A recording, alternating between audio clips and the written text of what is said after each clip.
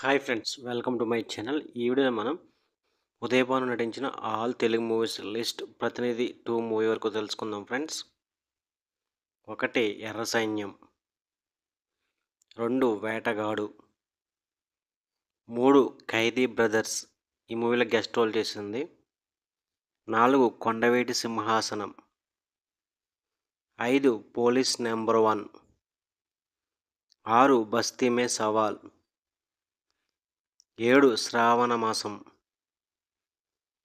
8 ఆపద ముక్కులవాడ స్పెషల్ సాంగ్లో నటించింది, 9 లీడర్ ఐటమ్ సాంగ్లో నటించింది, 10 జులాయి ఐటమ్ సాంగ్లో నటించింది,